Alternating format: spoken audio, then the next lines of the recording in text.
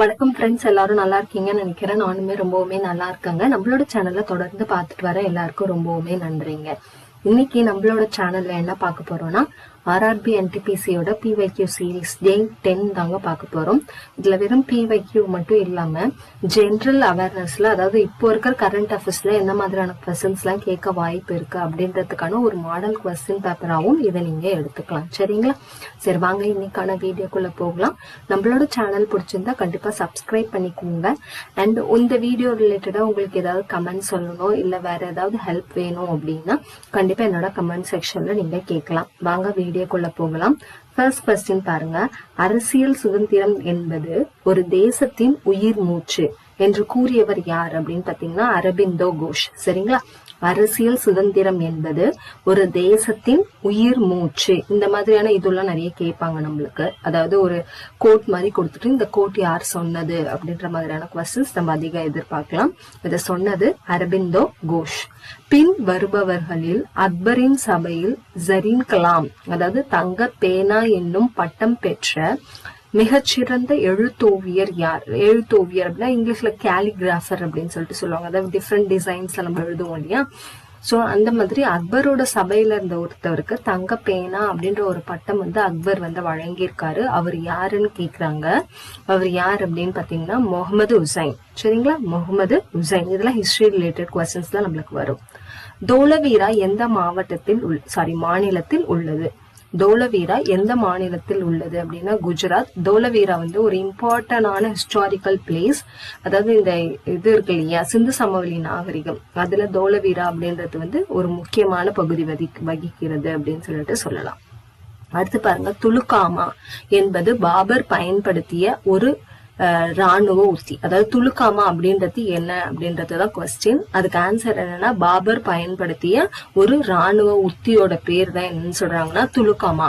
இதே மாதிரி சத்ரபதி சிவாஜிக்கு ஒரு ராணுவ அவரு யூஸ் பண்றதுக்கு ஒரு டெக்னிக் சொல்லுவாங்க. அது தெரிஞ்ச கமெண்ட் செக்ஷன்ல சொல்லுங்க, இல்லைன்னா நான் நெக்ஸ்ட் வீடியோல அதை சொல்றேன். சரிங்களா? துலுக்காமா அப்படின்றது என்னன்னா பாபர் பயன்படுத்திய ஒரு ராணுவ உத்தி.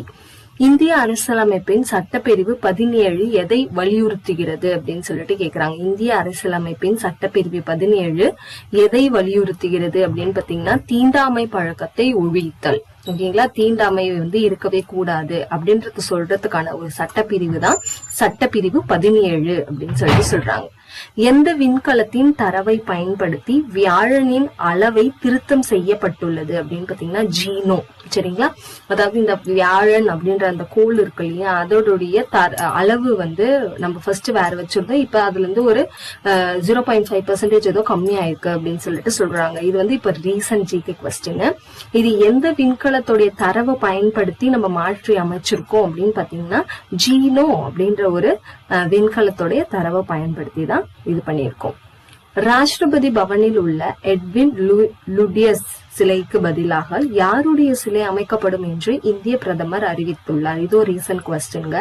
அதாவது ராஷ்டிரபதி பவன்ல எட்வின் லுடியன்ஸ் இவருடைய சிலை இருந்திருக்கு. அதுக்கு பதிலாக யாருடைய சிலையை மாற்றி அமைக்கணும் அப்படின்னு பிரதமர் சொல்லியிருக்காருன்னா சி ராஜகோபாலாச்சாரியார். சரிங்களா? இவரை பத்தி நிறைய இன்ஃபர்மேஷன்ஸ் நம்ம கேள்விப்பட்டிருப்போம், நம்மளுடைய அரசியல்லையும் சரி, அவர் எழுதின புத்தகங்கள் பற்றியும் சரி. சோ அவரை பற்றி தான், அவருடைய சிலையை தான் இப்ப மாற்றி அமைக்கணும் அந்த இடத்துல அப்படின்னு சொல்லிட்டு நம்மளுடைய பிரதமர் அறிவிச்சிருக்காருங்க.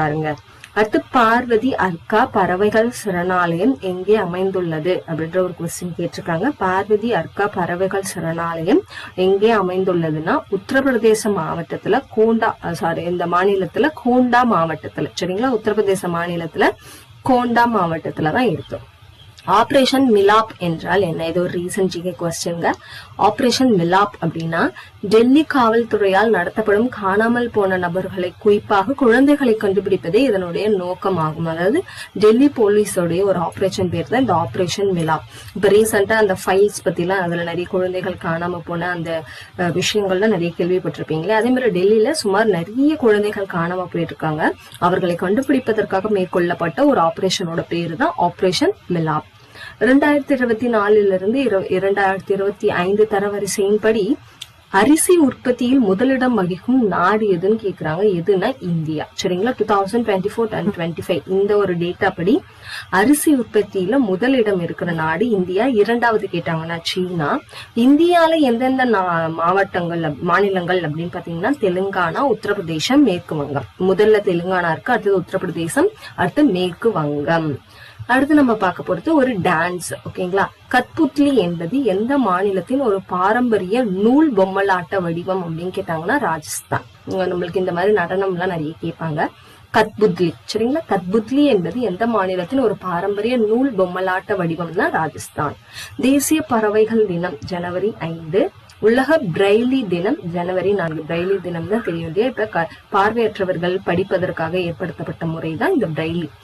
ஆங்கிலேயர்களை எதிர்த்த முதல் இந்திய பெண் சுதந்திர போராட்ட வீராங்கனை யாருன்னா நம்மளுடைய வீரமங்கை வேலு நாச்சியார். இது எல்லாருக்குமே தெரிந்த ஒரு கொஸ்டின் தாங்க.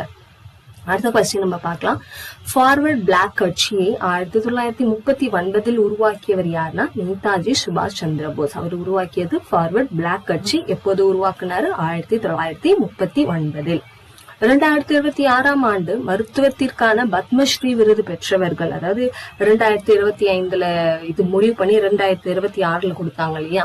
அதுல யார் யார் வாங்கியிருக்காங்க அப்படின்னு பாத்தீங்கன்னா 2 பேர் வாங்கியிருக்காங்க. 2 பேருமே தமிழ்நாட்டை சேர்ந்தவர்கள். HV ஹாண்டே, டாக்டர் புண்ணியமூர்த்தி நடேசன். இந்தியாவின் முதல் உள்நாட்டிலேயே உருவாக்கப்பட்ட பல திறன் கொண்ட ராக்கெட் லான்ச்சர் பேர் என்னன்னா சூர்யாஸ்திரா. சரிங்களா? சூர்யாஸ்திரா. இந்தியாவின் முதல் உள்நாட்டிலேயே உருவாக்கப்பட்ட பல திறன் கொண்ட ராக்கெட் லான்ச்சர் பேர் தான் சூர்யாஸ்திரா. பத்மஸ்ரீ விருது முதலில் எந்த ஆண்டு முதல் வழங்கப்பட்டதுன்னா 1954. சூரிய ஆற்றல் மற்றும் புதுப்பிக்கத்தக்க ஆற்றலில் இந்தியா உலக அளவில் எத்தனாவது இடத்துல இருக்கு அப்படின்னு சொல்றாங்கன்னா 3வது இடத்தில் இந்தியா உள்ளது. ஜாரி நடனம் எந்த மாநிலத்தின் பாரம்பரிய நடனம் அப்படின்னு பாத்தீங்கன்னா ராஜஸ்தான். சோ இந்த வீடியோல நம்ம ஒரு 20 GK கொஸ்டின்ஸ் பார்த்திருக்கோம். இது ரிலேட்டடா ஏதாவது டவுட்ஸ் இருந்தா என்னோட கமெண்ட் செக்ஷன்ல நீங்க கேட்கலாம். நம்மளோட வீடியோஸ் பிடிச்சிருந்தா கண்டிப்பா சப்ஸ்கிரைப் பண்ணிக்கோங்க. நீங்க பார்க்க தான் நம்மளும் கொஞ்சம் முன்னேற முடியும். Thank you all.